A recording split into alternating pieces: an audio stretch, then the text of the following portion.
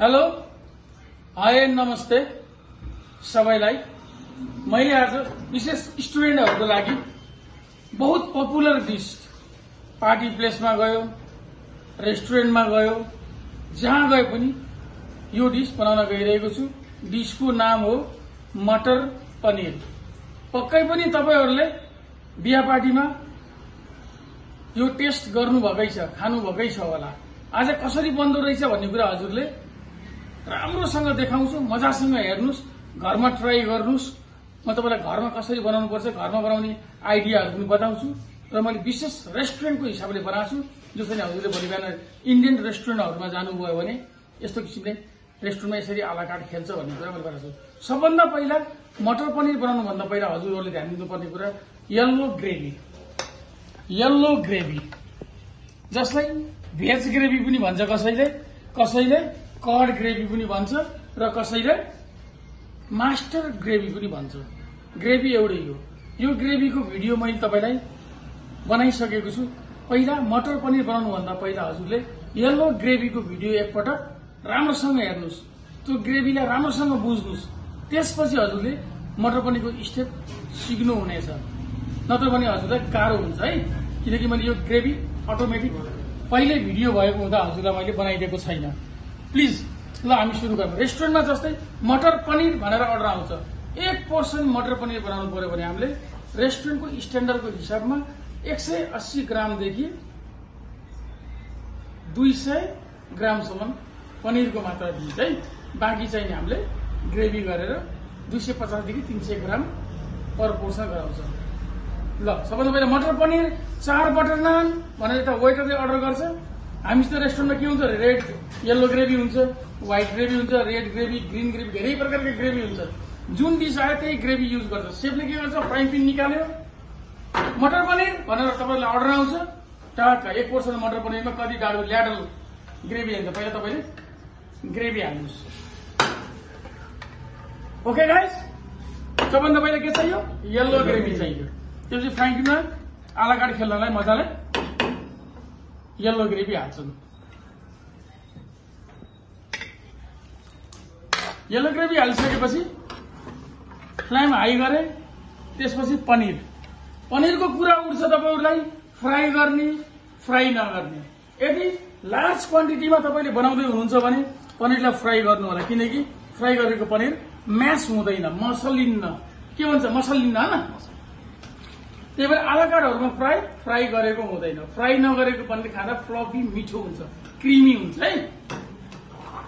विशेष गरी बिहा पार्टीहरुमा चाहिँ नि फ्राई गरेको हुन्छ। किन, त्यहाँ चाहिँ नि धेरै जस्तो लार्ज क्वान्टिटीमा बनेको हुन्छ। 500 जना, 1000 जनाको, 1000 जनाको लागि मटर पनीर बनाउनु पर्यो भने पनीर तपाईहरुले फ्राई गर्नुपर्छ। के हाले, मैले मटर हाले, पनीर हाले। मटर भन्दा यति धेरै मटर हाल्ने होइन कि पुरा मुखै पछि मटर आउन भएन। हल्का मटर अनि पोर्सन्सको हिसाबले हामीले पनीर, यानी कि चाहिँ नि के पर्यो, येल्लो ग्रेभी पर्यो, पनीर पर्यो अनि मटर पर्यो।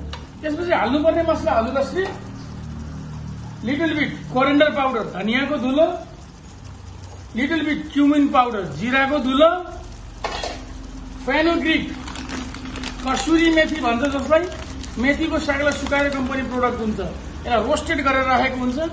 कसुरी मेथी, नुन स्वाद अनुसार, to taste, salt and chilli powder. बुझे गाइस, सेफहरू यसरी हाल्छ पहिलो चरणमा। त्यसपछि धनिया पाउडर र जिरा पाउडरलाई एकछिन पकाउँछ, किनकि अलिकति ठुस्स हुन्छ नि त।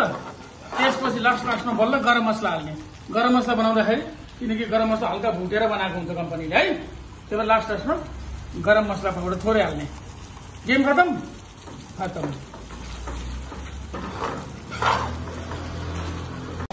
ल हाम्रो चाहिँ के मसला हालियो, coriander powder, cumin powder, garam masala, कसुरी मेथी, सल्ट, चिल्ली पाउडर। बस सबभन्दा पहिला ध्यान दिनुपर्ने कुरा के रहेछ, how to make yellow gravy. Gravy पहिला बनाउन जान्नु पर्यो। ग्रेभी सिकेपछि तिमीहरूले डिस आला कार्ड खेल्न मस्त सक्नुहुनेछ है गाइस। के भयो, हाम्रो एकछिन मसला खुब पाक्यो। पाकिसकेपछि फाइनली हामीले क्रिम, फ्रेश क्रिम हालिदिने। फ्रेश क्रिम हालिसकेपछि हामीले यसलाई धेरै कुक गर्नु भएन है। कुक गर्यो भने फेरि हाम्रो यसको पातलो हुन्छ। फ्रेस क्रिम भयो अनि रोगन चिल्ली ओइल यसले के गर्छ सुन्दरता बढाउँछ भयो। त्यसपछि हल्का धनिया coriander leaf and ginger Julian अदुवालाई मसिनो मसिनो काटेर हाल्ने। हाम्रो के भयो मटर पनिर तयार भयो गाइस है। एकदम छिटो छरितो बिहा पार्टीमा रेस्टुरेन्टमा घरमा जे बनाउनु पर्यो भने हजुरहरूले आरामसित मजासित बनाउन सक्नुहुन्छ। यसलाई प्लाउसित खाए पनि भयो, घरमा तावा रोटी बनाएर खाए पनि भयो, अथवा रेस्टुरेन्टमा नानसित लिँदा पनि भयो। अनि हाम्रो भयो यसको गार्निसिङको लागि के गरिन्छ सेम धनियाको पत्ता coriander leaf ginger julienne green chilli लामो हरियो खुर्सानी काटेर हाल्ने। छोटो चप गरेर हाल्नु भएन है। लामो किन हाल्नु पर्यो यदि कसैले खुर्सानी खान चाहेन भने त्यो खुर्सानी निकालेर बाहिर फ्याँक्न सकोस्। चप गरिदियो भने फेरि सबै पिरो हुन्छ। अनि फाइनली सेमी फाइनली रोगन हैन, त्यसपछि फुल्ली फाइनली क्रिम। मस्त यो टाइपले तपाईलाई रेस्टुरेन्टमा सजाएर सेफले पठाउनु भएको हुन्छ र वेटरले मस्त ट्रेमा हालेर नानको साथमा दिन्छ है गाइस।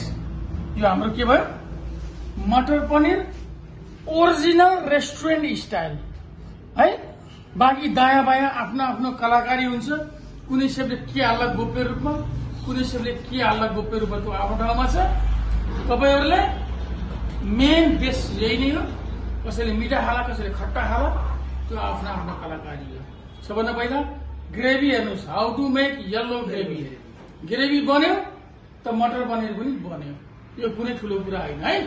अब पिरो नुनिलो यता चाहिँ भन्ने कुरो मान्छे अनुसार हुन्छ, स्टेट अनुसार हुन्छ। इन्डिया भित्र पनि पन्जाबमा खाने मटर पनिर दिल्लीमा खाने र बम्बईमा खाने फरक हुन्छ। टेन्सन लिने होइन। पहिला ग्रेभी सिक्नुहोस्, ग्रेभी सिकेपछि मटर पनिर अंडा करी कढ़ाई पनिर के पनिर सब बन्छ है guys. Any questions? No questions.